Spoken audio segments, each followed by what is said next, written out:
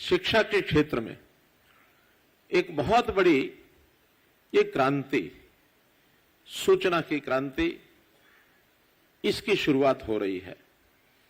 वैसे तो कोई सामान्य काम जब होता है उसको हम कहते हैं ये एक काम है, कार्य है, लेकिन जब कोई विशेष काम होता है उसको संज्ञा दी जाती है, एक विशेष कृति है, विशेष प्रकार का कार्य है। और मैं इस आज के इस सिस्टम को जो आज शुरू करने जा रहे हैं, ये कार्य और कृति में नहीं आता है, बल्कि मैं कहूंगा इस युग की एक क्रांति है।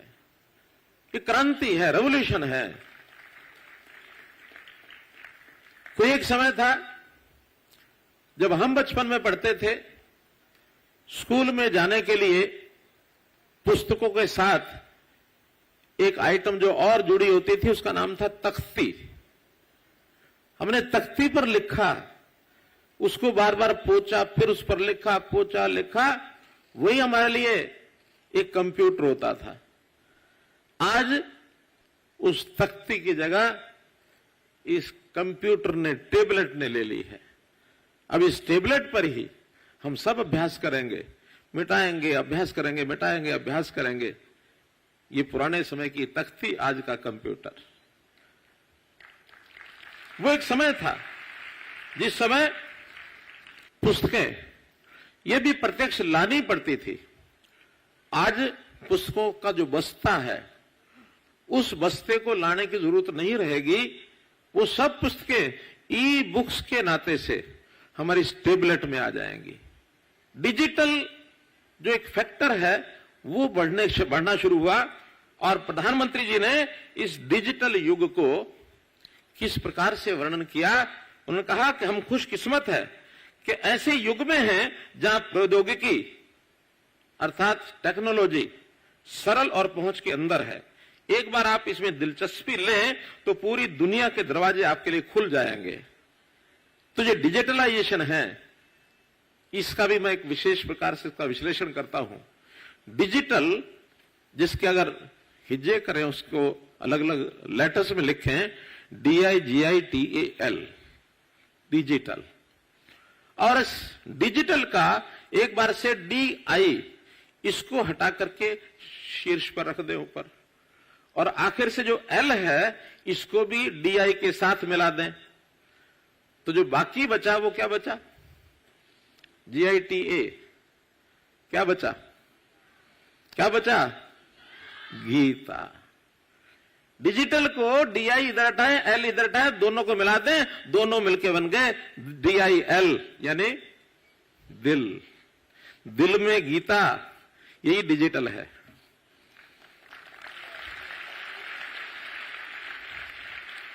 तो उस महाभारत में से वो गीता निकली, कोविड में से डिजिटल निकला, और डिजिटल और गीता मैंने बताया, दिल के अंदर गीता, ये डिजिटल है। और जब मोबाइल से शिक्षा प्रारंभ हुई तो बहुत कठिनाइयां उस समय आई, जो वर्णन किया हमारे शिक्षा मंत्री जी ने भी और हमारे एसीएस एजुकेशन ने, कि बच्चों के पास सबके पास मोबाइल थे भी नहीं, माता पिता की ऐसी स्थिति भी नहीं थी कि हर किसी को और उस प्रकार का मोबाइल वो लेकर के दें। तो ऐसा स्मार्ट मोबाइल का विषय का कठिनाई आई। जिनके पास मोबाइल थे भी, उनकी भी जो स्क्रीन इतनी छोटी होती थी कि पढ़ने में उनको भी कठिनाई आती थी।